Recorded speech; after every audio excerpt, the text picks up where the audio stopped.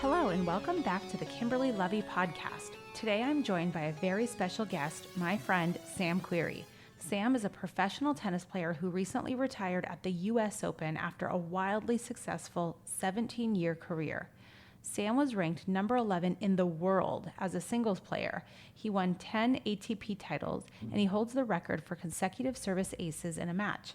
He also won 5 ATP doubles titles and has a career-high doubles ranking of number 23.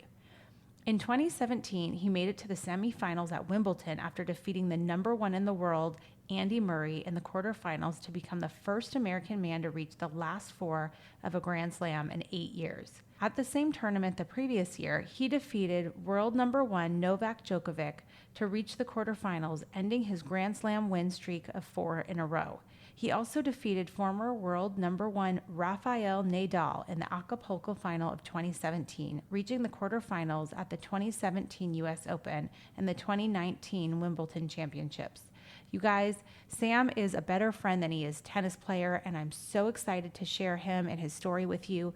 He's going to talk all about how he initially got into tennis and catapulted his career at 18 years old. He will discuss what it means to build out his team, what kinds of routines and habits he had to form as a professional tennis player, and some exciting next steps. Also, for those of you that want to hear more about Sam and his wife, Abby, you can go to episode 47, where Abby Querrey joins me and we talk about their love story and her history and upbringing and their babies and so much more. So go ahead and check that out. With that, enjoy the episode and let's dive in. Can you sing for us, Sam? Is this thing on? Oh, there we go. Just hit in the nose. By the way, I made sure that my camera is mostly focused on me because it's my podcast. Barely in this over here. Yeah, you're like I'm like the main event. You're like the side dish. Yes, exactly. You're used to it with Abby. Mm-hmm. But Brian loves us so much that he said, "Please don't use the nice champagne." Are we using the nice champagne? No. I don't want to Good get news, you. I'm not going to even know the difference between nice champagne and not nice champagne. Me neither. Sam Querrey, welcome to the podcast. Thanks for having me. How are you? I'm good. Made the long journey over from next door. It took all 15 seconds, and now I'm here. Yeah, it was a tough commute for you, huh? It was. Hey, you know what? I'm doing God's work by living right next door to you. I was actually going to tell you that we have a problem because we decided to have too many kids and now we're running out of space. And now I officially don't have my podcast studio anymore. And I used to have a nice little setup, and then I ripped out the carpets, and that basically destroyed the sound for that room. And so now we have a guest room downstairs. My office is gone, and now we have to record. Where are we, Sam? We're in the kitchen. Well, you have 3 kids. We have 2. So you can come over to our house. If you want to set up a podcast studio in our house, that could be your new office. Oh, wait, I love that. Is there what's the rent? It's we'll free. pay you. It's free. We're neighbors. We're friends. So that is so sweet. It's Okay, just the room's sitting there ready for you. I love that. Okay, so here's the thing about that. I think you should I'm going to help you with your negotiating skills. You should at least probably ask us to bring you breakfast, bagels, lox, I'm going to Lovey's on Wednesday for the first time. You are? I've never been. I was going to say, I don't think Sam's I'm going been. Wednesday morning. Get out. Yeah. Well, I'll make sure Brian makes you look cool. All right. Sends you something nice. Some French toast or something? Yeah. Oh, yeah. I'll help you with your order. We have towering French toast. They took it off the menu, but you can still order it. So maybe you can do that. Okay, deal. Okay, so Sam, first of all, I have to say you are one of the coolest, nicest, kindest guys, to the point where I always forget that you're I don't know if it's famous to say or well known, but you're definitely well respected. In the tennis world, yes. Yeah, but it's so weird for me because, well, 1, I know nothing about tennis, and I'm definitely here just for the outfit, and 2, I just see you as my nerdy neighbor. Yeah, I mean, I'm not that nerdy. I mean, you're not that nerdy, but No, I know what you mean. Well, I don't even play. I technically retired a month ago, so I don't even play tennis anymore. So I'm not a pro tennis player anymore. Oh my God, I'm so sorry. Hey, listen, let's cheers to that you retired. Let's celebrate. Yes. Thank you. Ow! Hey. Did you make the noise? Yeah. So by the way, for those of you guys listening, I said to Sam, hey, by the way, have you podcasted before? He's like, oh yeah, I did 5 this week. Okay. Prior to that, not many though. What are you doing here, Sam? It's been a big podcast week for me. Wait, does your agent know about this? Did I need to like go through him? I actually just talked to him on the phone. I let him know I was doing it, but no, you don't need to go through him. Oh, okay, good. Just making sure. Okay, so he would try to get some money out of you to. Oh, he to would. Oh, I don't have any. Well, I mean, then I wouldn't have been here. That's why you don't want to go through him. Okay. Also, by the way, happy birthday again. How old did you turn? 35 on October 7th. All right. Yeah. All right. Brian had a gag gift for you, but he forgot to bring it. That's right. Well, I can come get it or he can drop it off since we're close. Okay. Okay. So I think it's crazy that you are basically what I perceive as like a regular person, grew up kind of locally, which we'll talk about, and somehow propelled yourself to become a tennis professional, a tennis star. Like I have so many questions. There's so many. And I'm going to ask it to you from the perspective of a regular person because I'm not a news broadcaster and I don't have an agenda. Besides, I think it's really interesting to learn how you did that. So let's start from the beginning. When and how did you even get into tennis? I was born in San Francisco. I lived there for maybe 6 months, and then we moved to a town called Santa Rosa, which is about an hour outside of San Francisco, and lived there from the time I was 0 or 1 to about 7. And so the neighborhood we lived in down the street had like a tennis and swim club, and so my parents, trying to meet people, get involved in the neighborhood, joined this tennis and swim club.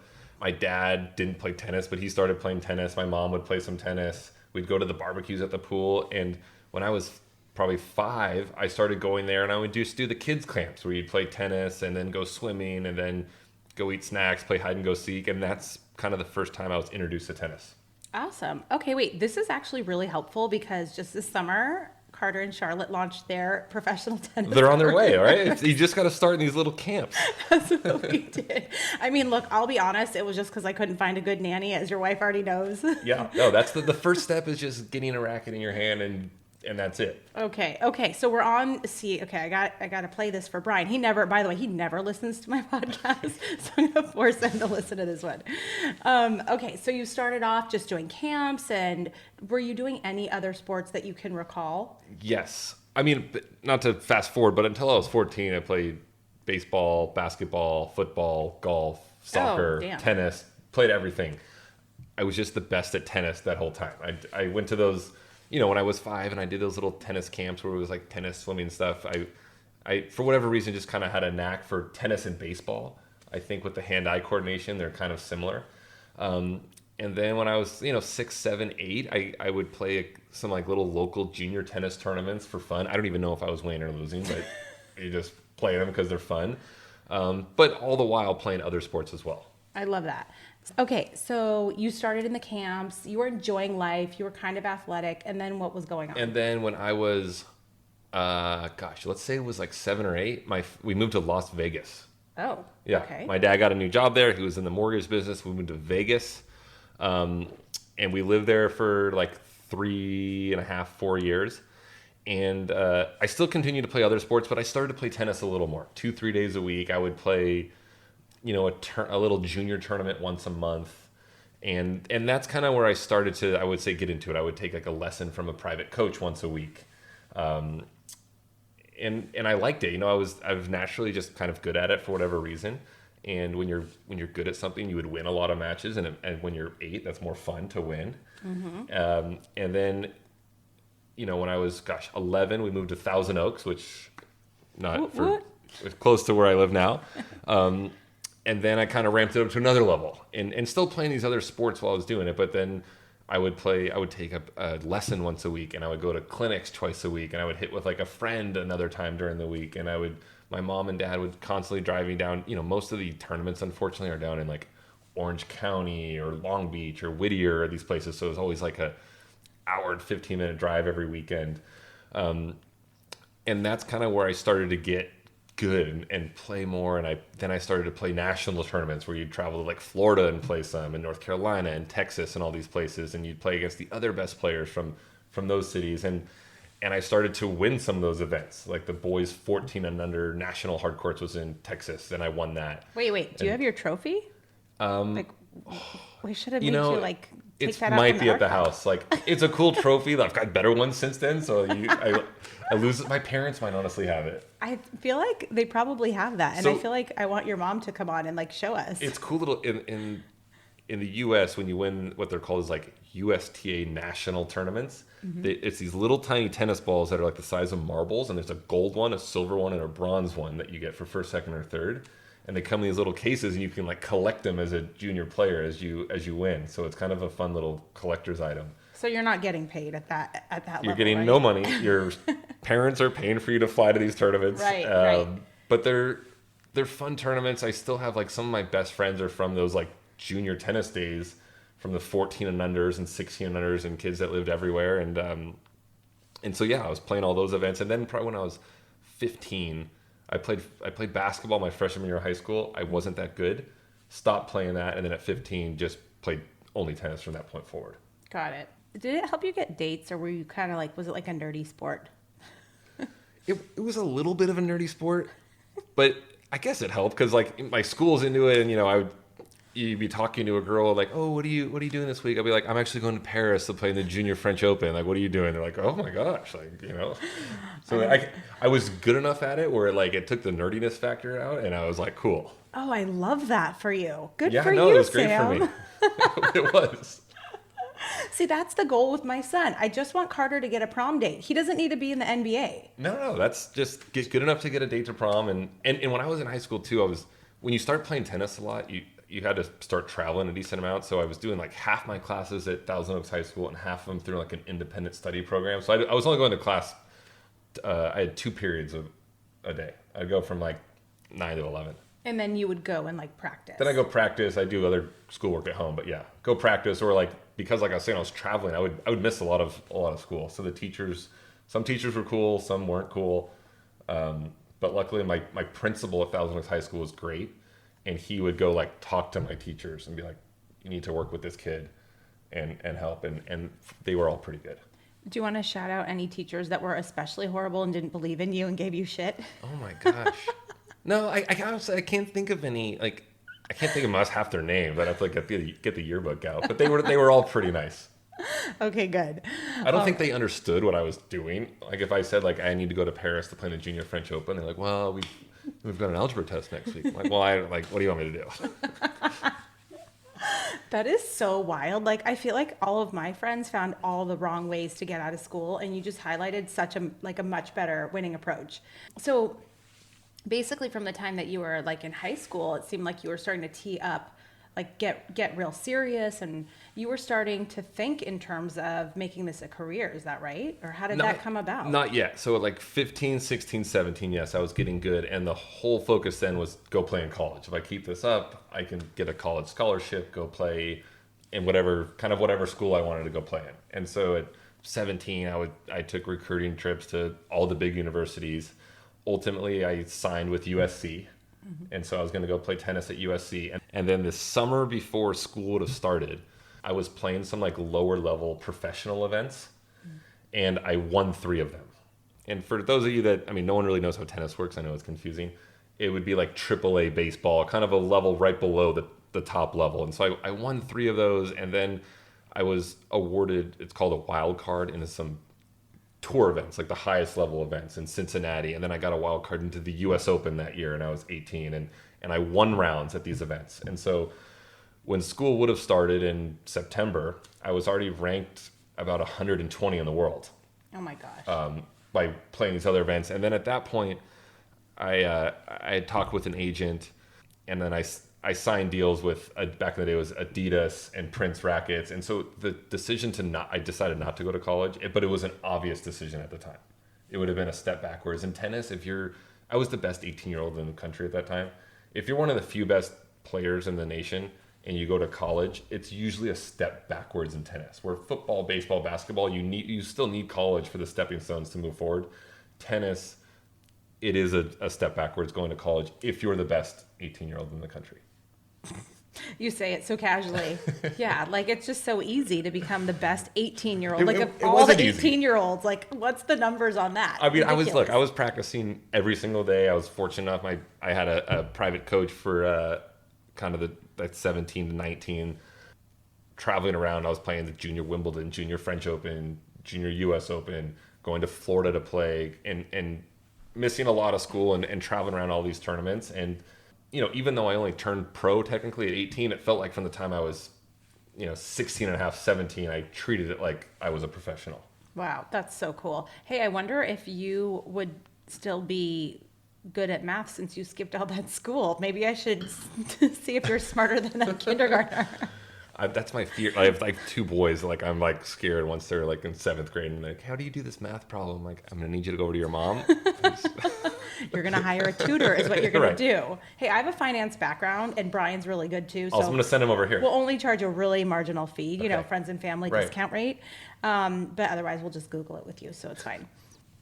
Okay, so that's crazy. So I was going to ask you, like, how do you curate that team, and what does that team of, once you're a pro, like, how do you get your people? Like, you have an agent, like, who else is involved? How do you curate your coach? Like, how does this all go down? How does it come together?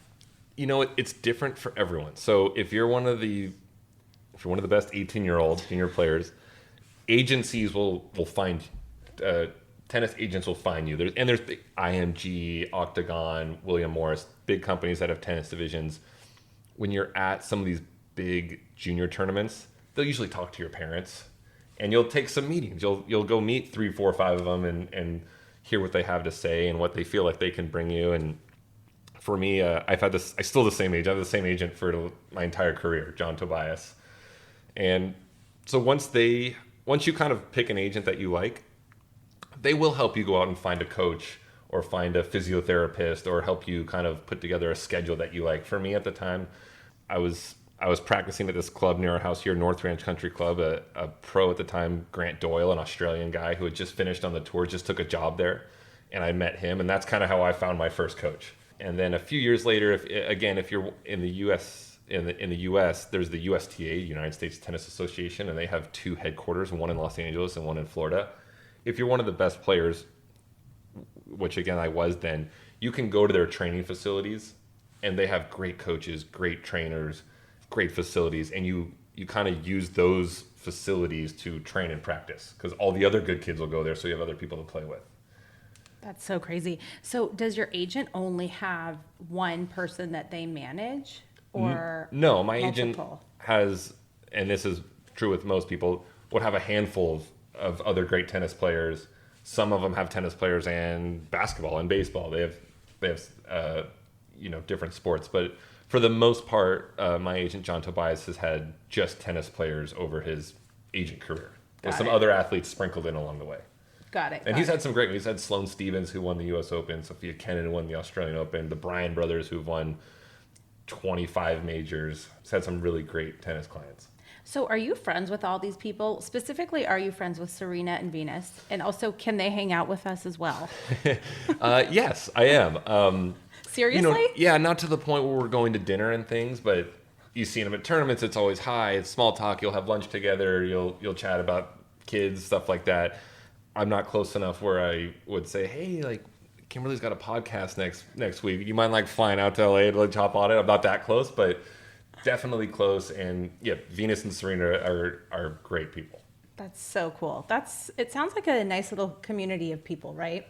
Yeah, especially look, tennis is so international, and so at any given time, if you take the over the last 15 years in the top 100, there would be like 5 guys from America, and there's always a few more. There'd be like 8 girls from America.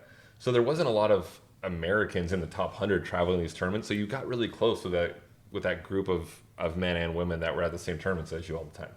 That's so nice.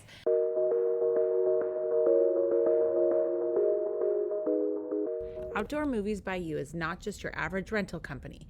We consider ourselves an outdoor movie event company. Starting in 2011, we created the idea of bringing the movie theater to your backyard. Other than maybe a park with a ton of strangers, no one really knew what the outdoor movie was. With having over 30 years of experience of being a social event planner, Querrey combined the two and has created an event company that focuses on the outdoor movie concept. Simple options to choose from, just the basic, the actor, to having it all, Act 2, In-N-Out Burger packages. We offer seating, swag bags, s'mores, blankets, you name it, we can get it. We like to think of ourselves as a one-stop shop. Oh, and free popcorn with every event. We have no area boundaries from Santa Barbara to San Diego and everywhere in between. Once the pandemic hit, we had never seen anything like this. Our business grew by leaps and bounds as it was the safest way to entertain. We felt that we were putting laughs and smiles on faces in such a dark time. Whether it's a date night for 2 or a school with 1,000, Outdoor Movies by You will roll out the red carpet every time. See us in action on Instagram at Outdoor Movies by You. Okay, so you're basically just crushing it in the tennis world from 18 to 35. Like, what were some of the, probably like your most favorite exciting tournaments or any wonderful memories that you think were like the highlights? Yeah, so the time I turned pro, like at, the summer of '06 when I was 18, I remember it clicked. Like, I was like, I'm not going to go to college, I'm going to go pro. And the next day I started practicing harder, eating better, training more intensely. And yeah, it was like played for like 16 or 17 years, and there was so many great moments. The best one, there's probably 3 that are like kind of 1A, 1B, 1C. One would be beating Novak Djokovic at Wimbledon in 2017. He had won like 30 matches in a row at that point, and he was number 1 in the world, and beating him there was great. Another one would be beating Andy Murray at Wimbledon, just because he was British. The entire crowd was for him. It was a quarterfinal match, and to play in a stadium where the entire crowd is either for you or against you, either way, it's kind of fun. And that one, they were against me. And then my third would be, I played Rafael Nadal in Acapulco in a big tournament in the final in 2017 as well, and beat him there. And so those were kind of probably my 3 biggest highlights, I would say, or biggest match wins in my career. That is so exciting. Okay, so then to that end, how do you keep your focus when you've got all this media craze? And like you said, like sometimes the crowd is totally for you, totally against you. Either way, I'm sure it's a distraction. How do you, like, what does that process look like for you to really keep your focus and your head down and focused on your game? I would honestly just tell myself to focus. If I got distracted or I was not playing well, you could feel your mind wandered, I would just tell myself like focus, and try to like bring yourself back into kind of like a smaller visual tunnel, I guess, if you want to call it, and lock back in. But it's easier said than done. There was times where like I couldn't do that, and mentally I was checked out, and you lose a match. But the best players can keep that focus really sharp and really in tune the entire match. That's so crazy. Okay, and so over this long career of yours, I mean, I would just see you kind of like either going on walks or like driving somewhere in the morning. Like, what is your day-to-day when you are a pro tennis player? What does your exercise and practice schedule look like, and your diet? Like, walk us through that. So for the majority of my career, I was living in Los Angeles because that's where like one of the headquarters were for the USTA, where I can go practice with other great players, and coaches were down there. And so usually, I would say from the time I was like 18 to 25, I would practice twice a day. I would maybe wake up, go practice from 9 to 11, go have lunch, go practice again from like 1 to 2:30, then go to the gym for an hour, hour and a half, and do gym stuff, stretching, whatever it was.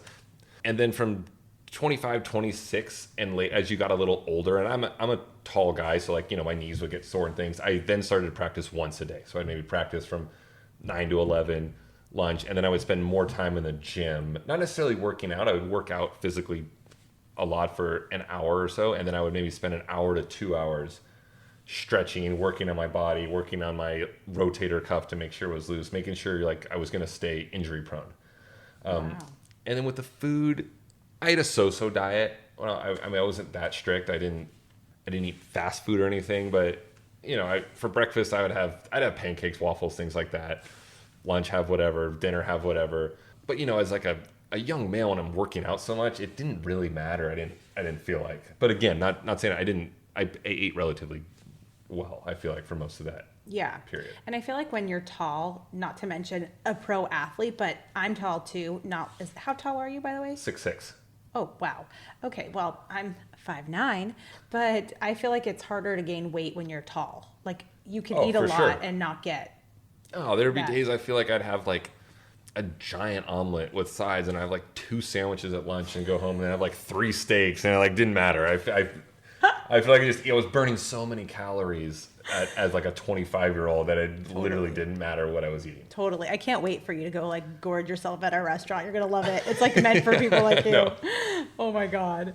That's crazy. Okay. So how does a pro athlete remedy or work through some of these physical challenges that, you know, you're obviously pushing your body to the max and to the limit? How do you respond to it? Yeah. So like any pro athlete, I had some injuries over the years.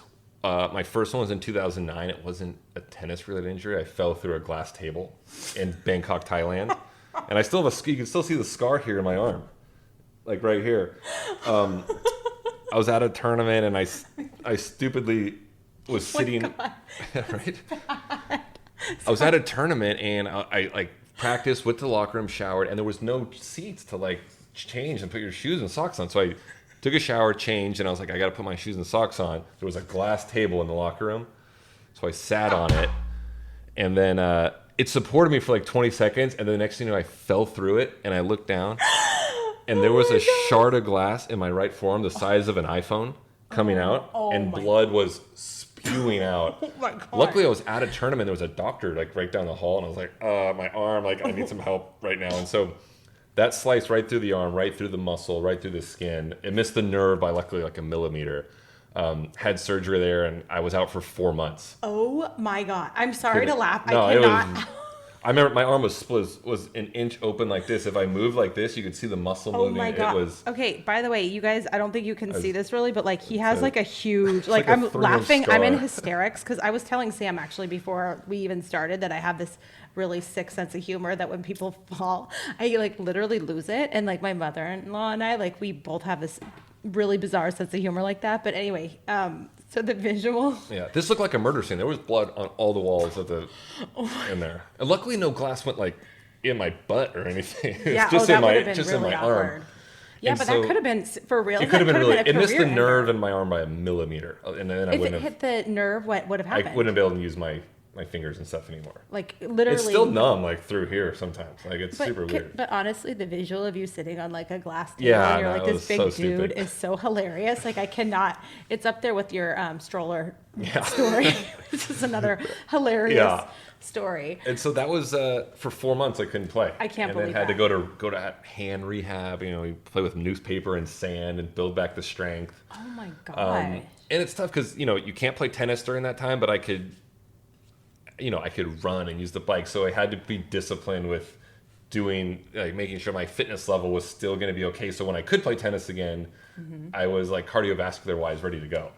Yeah, that makes sense. And then 2011, I had elbow surgery. Just some bone spurs broke off. Had to have elbow surgery. That was another 3-4 months. Other than that, I just had little knickknacks here and there, like a minor knee operation where you're out for 8 weeks. And one other little like foot operation, but all in all, over the 16-year period, I had a pretty good run with like no major injuries besides those two.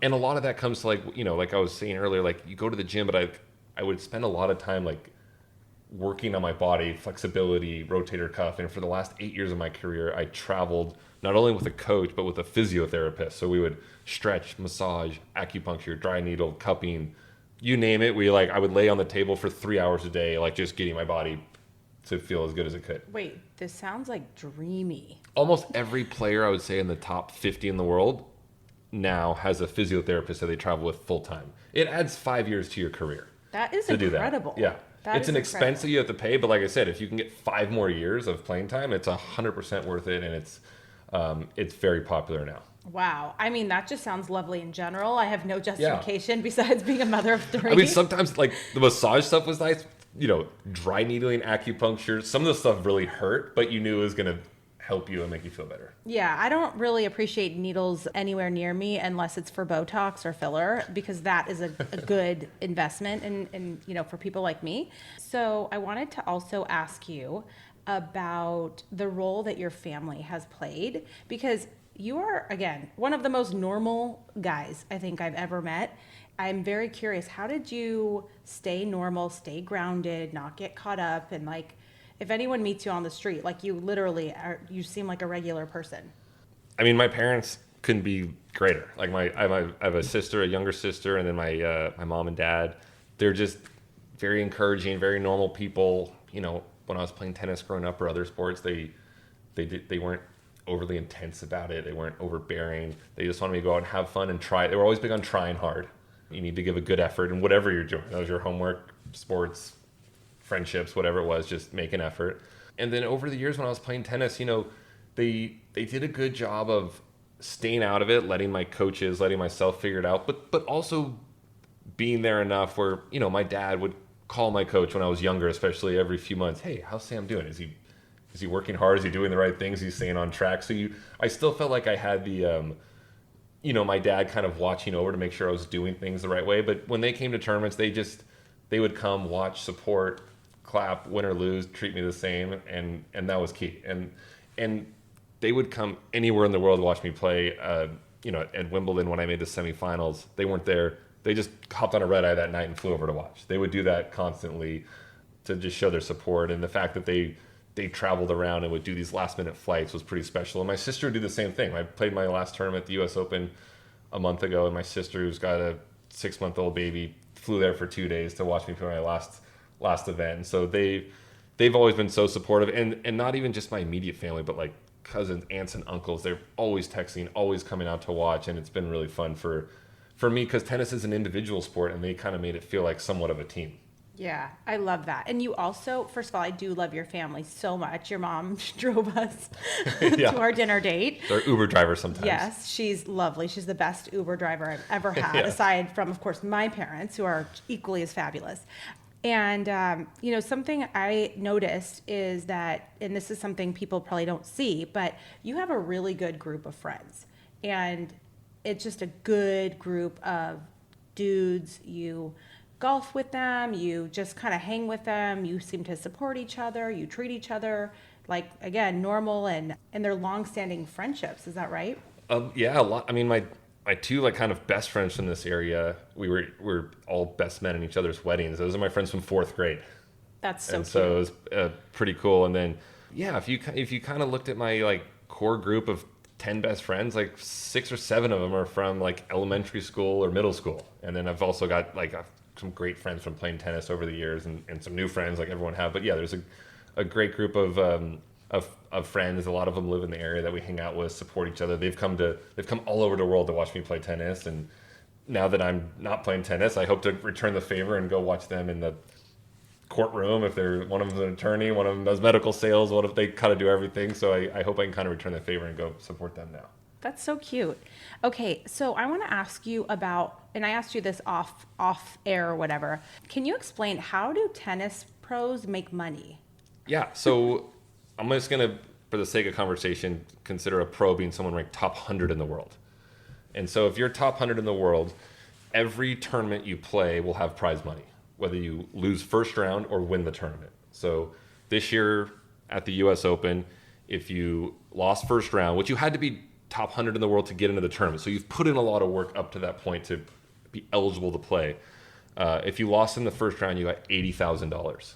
If you won a round, I don't exactly remember, it went to 130,000, then 200,000, and up to the winner probably got $3 million.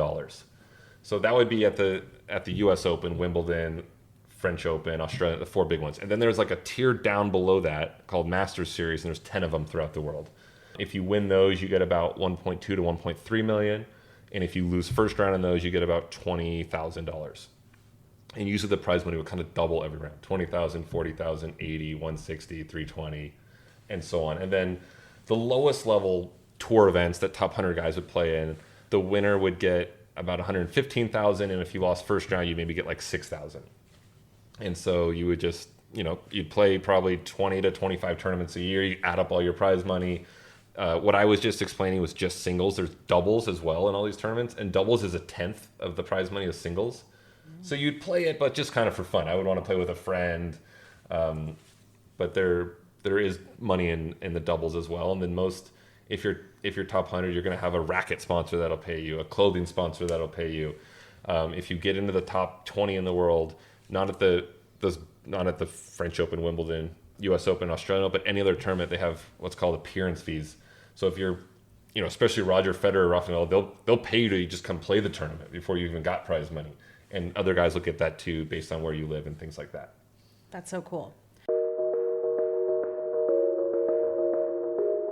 Okay, switching gears kind of along the lines of family, but you mentioned, so you have the two cutest little boys ever, Ford and Owen. Yep.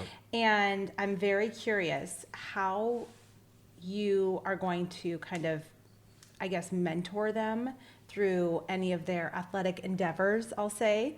And like, what are your thoughts about how you're going to approach them trying different sports, and do you want them to play tennis? Selfishly, I don't want them to play tennis. Why? I don't want to go watch tennis for another 18 years of my life, or however long they play. I'm sick of it. I want to move on. Having said that, if they play tennis, I will be their biggest supporters. I will help them play. I will cheer them on. I will encourage them whatever they need to, and I'll do that with whatever they want to do. If that's sports, if that's joining the math team, it doesn't matter. But they're 2.5 and almost 1, so we're not at the stage yet where they're getting into those kind of things. But I'm very excited to see what they do, and I'm excited to learn, and myself as a dad, kind of how to help them, encourage them, guide them through that stuff. Okay, and so one question that I would like to know as a parent, how would you mentor them or coach them through losing or failure? Like, what words of wisdom? Because our karate instructor said, there's a certain way to win and there's a way to lose. Like, what would you say about what's important when losing? How would you help them kind of through that? That's a tough question. I guess I don't know. You could lose in different ways too. You can lose badly or lose by a last second buzzer beater shot. I guess ultimately it's just always important to keep your head up, keep trying.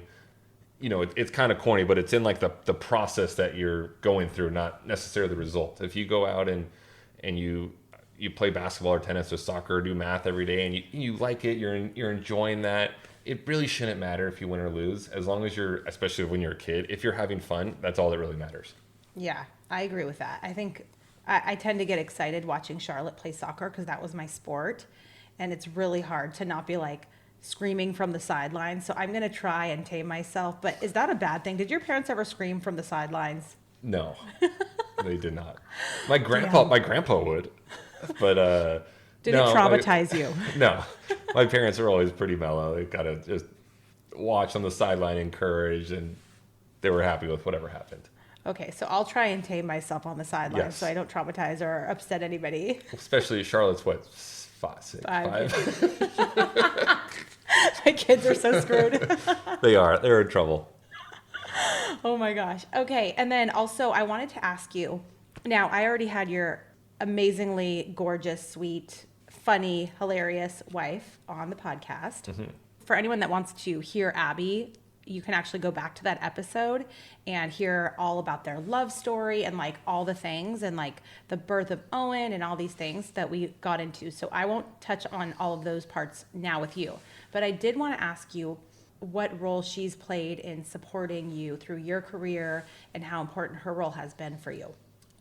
She's been crucial. I mean, we've been together for 7 years or so. I'll have to double check with her on the exact number, but yeah. So for the last, basically 6 years, she's traveled with me full time on the tour, and kind of early on, she came to all the tournaments, kind of identified which ones were the good ones, and then from that point, would only come to the good ones. But she couldn't have been more supportive. When you're an athlete, you have a short window to play and kind of make the most of what you've got. And so you have to be pretty selfish. And so she was always really good with understanding that, where if she was at a tournament and I played a match, if we didn't go to dinner that night, she was fine with it. She knew that I had to stay there and stretch and do the media and take care of my body and go to bed early. And she understood that and couldn't have been more supportive in helping me kind of go through the process. And, she was at all those the matches I alluded to earlier. She was at all those big matches. She was at all the Wimbledons when I did my best. She was with me when I made my career high ranking. And so she was such a crucial kind of part of the team when you talk about a coach and a physiotherapist and a wife. And she would always help with little things, with flights, or just organizing transportation, or if even if she got to know it so well that if I wanted to bounce around ideas like, hey, do you think I should go play this tournament or this tournament? She knew enough after a while to say, oh, I think you should go play this for these reasons. And so she was amazing. And then the last 2 years since we've had our boys, they've traveled to not every tournament due to COVID, but a lot of the tournaments. And for those of you who have traveled with a infant, it's difficult. And she had 2 of them for a 7-week trip in Europe, where I'm helping when I can, but I'm out there playing. So she's on her own for a lot of it. And then another 6-week trip that we just went on. So it was really important to me to have my family at those tournaments. And she did a great job of handling that and dealing with two young toddlers and in places outside of her home for long stretches of time, which was really difficult, but she was a trooper for going through it. Yeah. I mean, she seems just like, you guys both seem like the perfect match. Like, you have the most beautiful relationship, and she really does seem like your perfect match. And I didn't realize she was an actual like a real model. Yeah. I had no idea until she came on. Amazing photos at her house. And things. Yeah. I mean, she came over 3 weeks after having Owen with Owen and podcasted, and she looked like, I don't think I looked like that even in college, even at the peak of my, she's gorgeous, but she is as sweet and kind and amazing chef. Like, she's just incredible. Great And chef. She threw a surprise party for me last weekend. That was amazing. So she's the best. She really is the best. So I think that we've covered a lot of kind of what just happened and the fact that you have retired. It's huge. And I wanted to ask you, how are you feeling about your retirement and what's next? So I retired, it would have been 6 weeks ago. So I'm already a little bored. And so what's next? I'm still trying to work on a few things, but I don't know if you've been following the pickleball craze. Pickleball in America has been taking off for a while now, and it's very popular. So I'm going to try to play they have professional pickleball. So I'm going to try to play that next year. I'm still working out the details of kind of where I'm going to play, what leagues, things like that. I'm learning about it as I go because I don't know anything about it. But I'm going to do that next year, although it won't be the whole year. It'll probably be 50 days of the year. So I've still got a lot of free time to figure out, what other hobbies or passions I want to kind of pursue. Yeah, that sounds amazing. And I feel like your boys can probably fill up any of your quote unquote free time. Yes, they can. And they actually like pickleball. Our oldest walks around with the pickle and goes, pickleball? So he's kind of into it already. Oh my God, that's hilarious. How cute is that? Well, gosh, that is so exciting. And I'm so happy for you. And also welcome to the Retired Club. It sounds like you're only going to be retired for like 20 minutes. But it's a cool place that you've, come to. And man, you've had quite the ride in your career. So congrats to that. And cheers, by the way. Amazing. I think there's a bug in your... There is. I see it there. Okay, I'm going to avoid it. I'll still drink it. I'm just going to avoid it. Oh my God. It's like my worst nightmare. It's still in there. Oh God. Okay. Well, with that, thank you so much for being on. Yeah. Thanks for having me. We're so happy for you, and we can't wait to come out and support your pickleball endeavors. There's an event at Sherwood Country Club next year. Oh, really? Yes. What month? When? June or July. I saw it briefly. I can't remember, but sometime like in the middle of the year. Wait a minute. Are you gonna? Let's talk about something real quick before we officially wrap. I was pitching to Paige and Abby that you and Wes can teach the girls to be pro pickleball players. What do you think? That could work. I am like the worst teacher at like any sport, but my buddy Wes is a great teacher, so he could teach. I'll be there for moral support. I will encourage everyone, and maybe hopefully that dynamic will help you guys. I mean, do you think we can launch a women's league? I want to see it. Wait, I'm 38 years old. Am I too old? No, it's like right where you want to be for pickleball. The average pickleball player is like 70. So you've got like 35 more years to make it happen. Wait a minute. This is going to be amazing. Okay. We're going to have to mastermind this further offline, but I just wanted to throw it out there. All right. No, I like the idea. All right, Sam, thank you so much for joining, and Have a wonderful rest of your day. We love you. You're amazing. And talk soon. Bye. All right, that is it for today. Now, as you know, some of our best conversations actually happen after the show. So I want you to find me on Instagram at Kimberly Lovey and let me know your thoughts about today's show. You can screenshot this episode and let us know what your biggest takeaway was and tag me at Kimberly Lovey and we can share it on our stories. I will see you again, same time, same place next week.